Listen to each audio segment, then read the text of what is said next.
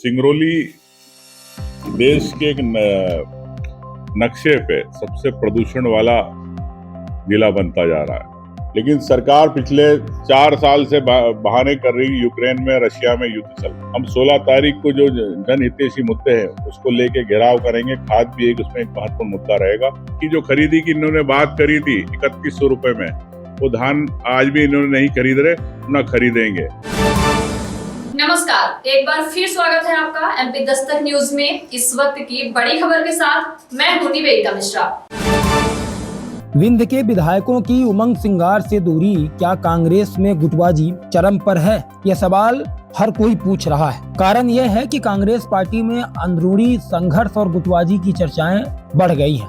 ये चर्चा उस वक्त और तेज हो गई जब कांग्रेस के प्रतिपक्ष के नेता उमंग सिंगार के विंध्य दौरे के दौरान पार्टी के विधायकों ने उनसे दूरी बनाई रखी। यह घटनाक्रम राजनीतिक गलियारों में एक नए सवाल खड़ा कर रहा है। आखिर क्यों विंध्य के कांग्रेस विधायक अपने ही नेता के दौरे से कतराते नजर आए हैं? उमंग सिंगार ने हाल ही में रीवा, सिंगरौली और सीधी जिलों का दौरा किया। उनका यह दौरा पार्टी के लिए संगठन को मजबूत करने और आगामी चुनावों की रणनीति तैयार करने के उद्देश्य से था। लेकिन इस दौरे के दौरान रीवा जिले के इकलौते कांग्रेस विधायक अभय मिश्रा और सतना विधायक सिद्धार्थ कुशवाहा और अमरपाटन से विधायक राजेंद्र कुमार सिंह कहीं नजर नहीं आए। सबसे चौंकाने वाली बात यह रही कि सीधी जिले के प्रमुख नेता और पूर्व प्रतिपक्ष के नेता अजय सिंह राहुल भी इस दौरे से पूरी तरह से दूर रहे। वहीं पार्टी के वरिष्ठ नेता और पूर्व मंत्री कमलेश्वर पटेल ही उमंग सिंगार के साथ मंच को साझा करते दिखाई दिए।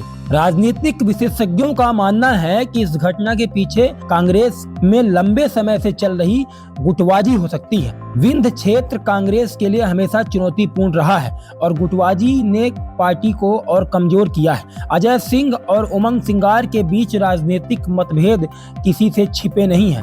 अजय सिंह लंबे समय से विंध्य क्षेत्र में कांग्रेस के प्रभावशाली नेता रहे हैं, जबकि उमंग सिंगार हाल ही में प्रतिपक्ष के नेता के तौर पर उभरे हैं। रीवा, सतना और सिंगरौली के विधायकों ने शायद इस दौरे से खुद को इसलिए दूर रखा क्योंकि वे उमंग सिंगार की नेतृत्व शैली का पार्टी की मौजूदा कार्यप्रणाली से संतुष्ट नहीं है। कांग्रेस पार्टी में गुटबाजी कोई नई बात नहीं है, लेकिन विंध्य क्षेत्र में यह गुटबाजी पार्टी के लिए विनाशकारी साबित हो रही है। यह क्षेत्र पहले ही भाजपा के दबदबे में है और कांग्रेस के विधायकों की इस तरह की खींचतान से पार्टी की साख और कमजोर हो सकती है। उमंग सिंगार के दौरे और विधायकों की गैर मौजूदगी के बीच राजनीतिक हलकों में कई अटकलें लगाई जा रही हैं। क्या विधायकों को उमंग सिंगार के नेतृत्व पर भरोसा नहीं है, या फिर क्या विंध्य क्षेत्र के कांग्रेस नेता और आपसी मतभेदों के कारण पार्टी के सामूहिक हितों की अनदेखी कर रहे हैं? क्या पार्टी के अंदर गहरे असंतोष और टूट के संकेत हैं? हालांकि उमंग सिंगार ने इस मुद्दे पर सीधा बयान देने से बचते हुए कहा, मेरा उद्देश्य संगठन को मजबूत करना है।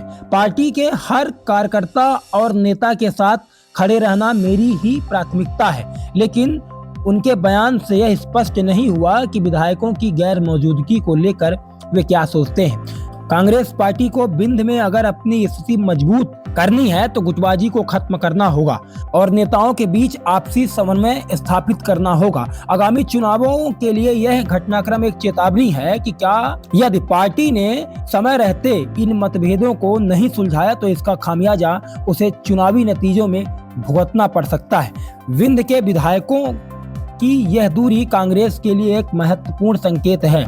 यह पार्टी के लिए आत्ममंथन का समय है कि आखिर क्यों एक ही पार्टी के नेता अपने प्रतिपक्ष के नेता से इतना कतराते हैं। गुटबाजी के इस साये में कांग्रेस के लिए विंध्य क्षेत्र की चुनावी लड़ाई और भी कठिन होती दिखाई दे रही है।